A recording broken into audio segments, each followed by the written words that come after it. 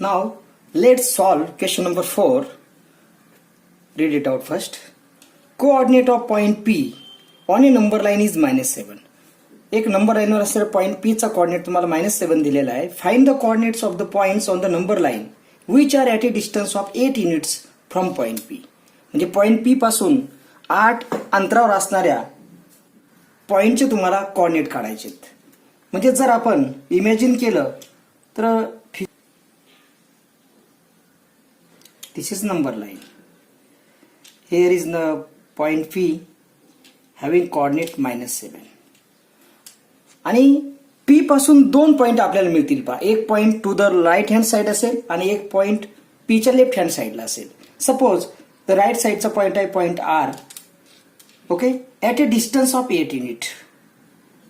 आणि लेफ्ट साइडला पण एक पॉइंट असेल, लेट इट बी Q. तो पॉइंट Q असेल, त्याचं डिस्टन्स असेल 8. आता यांचे कोऑर्डिनेट तुम्हाला फाइंड आउट करायचे. म्हणजे तुम्हाला पॉइंट Q चाही कोऑर्डिनेट काढायचं, कारण तो सुद्धा 8 अंतरावर आहे, आणि पॉइंट R चाही कोऑर्डिनेट काढायचं आहे. पॉइंट Q चं कोऑर्डिनेट लेट X मानू आणि याचा कोऑर्डिनेट Y मानू. Okay, there would be 2 points at a distance of 8 units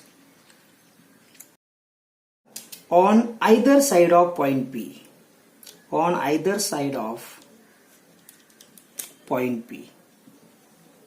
म्हणजे P च्या दोन्ही बाजूला, आयदर साइड म्हणजे दोन्ही बाजूंना 2 पॉइंट्स असतील. Okay, let point Q to the left of point P at a distance of 8 unit. And here let point R to the right of point P at a distance of 8 unit. Okay, त्याप्रमाणे point Q हा लेफ्टला आहे, point R हा राईटला. हे थोडंसं आपल्याला लिहावं लागेल. Okay, मग आता Q चा coordinate, therefore now distance PQ find out करताना P आणि Q मध्ये पहा, P हा राईटला आहे Q च्या, सो त्याचा coordinate is always greater. So -3 - x. So -3 - x. पण या ठिकाणी डिस्टन्स PQ तुम्हाला माहिती आहे 8 युनिट, त्यामुळे व्हॅल्यू इथं पुटअप करा. Therefore 8 is equal to, so therefore 8 + 7 is equal to -x. You will get 15 is equal to -x.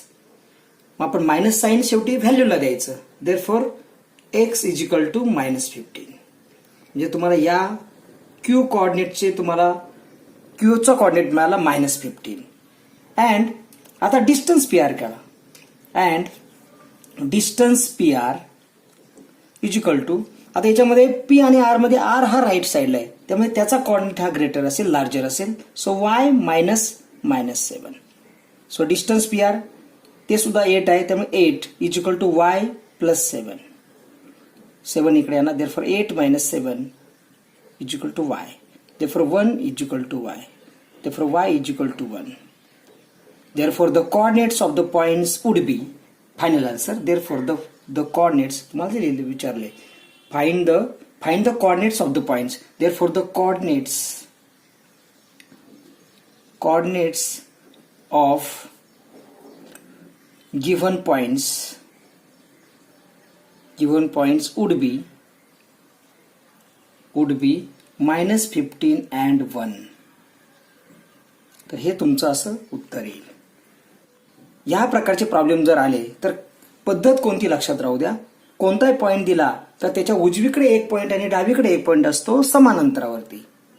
फक्त नंबर लाईन आपण काढायची, डावीकडचा एक पॉइंट आणि उजवीकडचा एक पॉइंट, दोघांचे कोऑर्डिनेट x आणि y मानायचे. आणि नंतर डावीकडच्या पॉइंट पासूनच त्या पॉइंटचं अंतर इथं आपण तेच केलेलं आहे. त्यात उजवीकडचा पॉइंट आणि दिलेला पॉइंट यातलं डिस्टन्स, आणि डिस्टन्स तुम्हाला दिलेले इथे पहा, व्हॅल्यू दिलेली आहे डिस्टन्स ऑफ 8 युनिट, त्यामुळे ही व्हॅल्यू इथे दिलेली आहे तुम्हाला. म्हणजे अशा प्रकारचा प्रॉब्लेम इथं पहिल्यांदाच आपल्याला सॉल्व्ह करायचा आहे. पण जर आपण योग्य प्रकारे व्हॅल्यू पुटअप केल्या, आतापर्यंत आपण कोऑर्डिनेट वरून डिस्टन्स फाइंड आउट करत होतो. आता आपण डिस्टन्स आणि एक कोऑर्डिनेट दिला तर त्यावरून दुसरा कोऑर्डिनेट कसा फाइंड आउट करायचं, ही थोडी एक बेसिक कन्सेप्ट याच्यामध्ये आहे. पाहूया आता पुढचा प्रॉब्लेम. इफ आता पाचव्यातला आपण फक्त सेकंड प्रॉब्लेम घेतलेला आहे. दोन्ही प्रॉब्लेम सारखे आहेत. एक प्रॉब्लेम फक्त आपण सॉल्व्ह करू. If P Q and R are collinear, तर हे 3 पॉईंट कोलिनियर तुम्हाला दिले आहेत. कोलिनियर दिल्यानंतर काय लिहायचं आपण फार वेळा सांगितलेलं आहे. तर distance P Q plus distance Q R is equal to distance P R, हे लक्षात ठेवायचं. जर बेसिक तुमच्या लक्षात नसेल तर मग हे कोणताही प्रॉब्लेम तुम्हाला सोडवता येणार नाही. त्यामुळे हे बेसिक्स लक्षात ठेवा. तुम्हाला कोलिनियर ऑलरेडी दिलेले आहेत. देअरफॉर मग आता solution, we have collinear P Q R are collinear and therefore distance PQ plus distance QR is equal to distance PR. याप्रमाणे व्हॅल्यू फक्त पुटअप करू. So PQ 3.4 plus QR 5.7 is equal to distance PR. साधं सोपं आहे पहा. फक्त point असल्यामुळे काही मुलं चुकू शकतात. त्यामुळे अशा प्रकारचे प्रॉब्लेम थोडंसं कॅल्क्युलेशन ओरिएंटेड आहेत. इथे तुमचं उत्तर येईल. Here the sum would be 9.1 is equal to distance PR. Final distance लिहा. Therefore distance PR is equal to 9.1. Problem काय अवघड नसतात. पाहूया आता question number 6. Coordinate of point A on A number line is 1. A चा coordinate तुम्हाला दिलेला आहे 1. What are the coordinates of points on the number line which are at a distance of 7 units from A.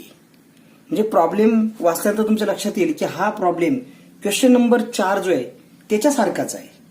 म्हणजे तुम्हाला number line वरती just figure draw करू. Number line वरती point A आहे हॅव्हिंग कोऑर्डिनेट 1 आणि तुम्हाला 7 अंतरावरती 7 युनिटच्या अंतरावर असणाऱ्या पॉइंटचे कोऑर्डिनेट तुम्हाला फाइंड आउट करायचे. तर obviously there are 2 points. 2 points असतील. One to the left side आणि other to the right side. Okay, so let it be B point having coordinate at a distance of 7 unit. आपल्याला याचे coordinate माहित नाही. Okay, let it coordinate be X. Okay, इकडे उजवीकडे एक point असेल. Let it be C which is at a distance 7. त्याचे distance 7 असेल आणि याचा कोऑर्डिनेट वाय म्हणून. त्याप्रमाणे मग therefore there would be two such points at a distance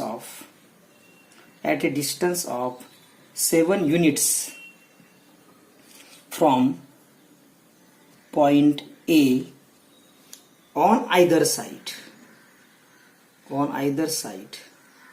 of point A.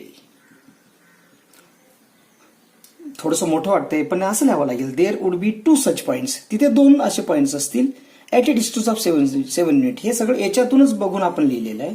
From point A, कुठून? पॉइंट ए पासून. पण एका बाजूला आहे का, त्यामुळे पुढे on either side of point A. फक्त एवढं लिहायचं. आणि let point B to the left of point A at a distance of 7 units. आणि let point C be to the right of point A at a distance of 7 unit. याप्रमाणे लिहायचं. कोणता point डावीकडे, कोणता उजवीकडे. and therefore distance AB would be. आता याच्यामध्ये coordinate एक मोठा का एक्स मोठा, तर उजवीकडे बी आणि ए मध्ये उजवीकडे ए आहे, त्यामुळे ए चा कोऑर्डिनेट ऑब्व्हियसली ग्रेटर असेल. So 1 - x. आणि हे डिस्टन्स तुम्हाला दिलेलं आहे. Therefore distance A B 7. So 7 is equal to 1 - x. It gives 7 - 1 is equal to -x. Therefore 6 is equal to -x. Finally हे साइन आपण याला देतो. Therefore x is equal to -6. म्हणजे तुम्हाला यातले कोऑर्डिनेट मिळाले -6. अँड आता बघा distance AC. And distance AC is equal to, आता याच्यामध्ये परत उजवीकडे C आहे त्यामुळे इट इज ग्रेटर, त्यामुळे त्याचा कोऑर्डिनेट y ग्रेटर असेल y - 1. डिस्टन्स आहे AC 7 is equal to y - 1. So 7 + 1 is equal to y. Therefore 8 is equal to y. Therefore y is equal to 8. पहा दोन्ही पॉइंटचे कोऑर्डिनेट आपण फाइंड आउट केली. Therefore the coordinates of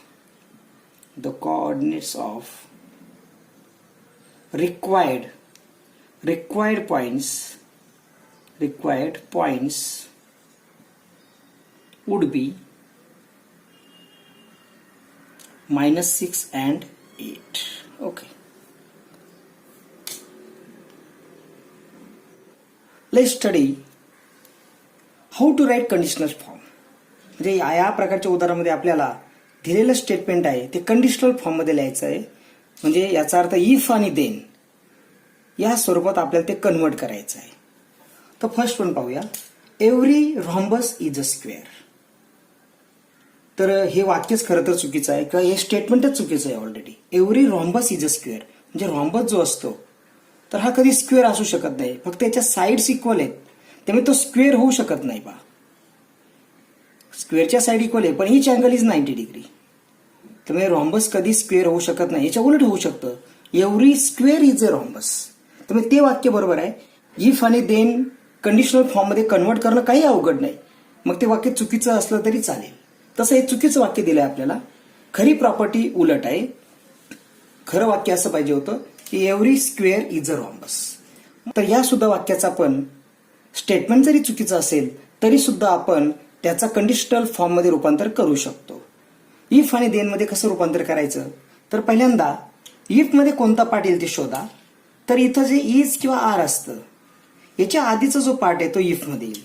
so if rhombus. पण rhombus हा कोणत्या फिगरचा प्रकार आहे. It is whether it is a triangle और इट इज अ क्वाड्रिलॅटरल.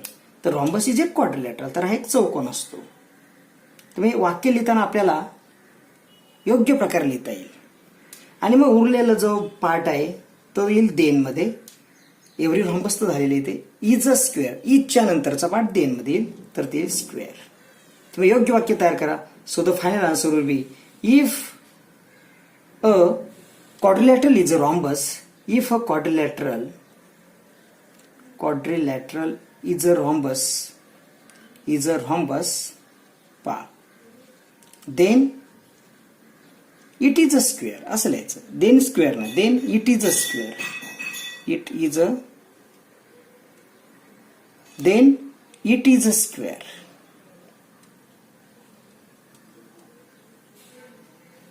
याप्रमाणे हे वाक्य तयार होईल. पहा म्हणजे खरं तर ही प्रॉपर्टी पूर्णपणे स्टेटमेंट पूर्ण चुकीचं आहे पण तरी पण आपण त्याचं इफ आणि देन मध्ये कन्व्हर्जन करू शकतो.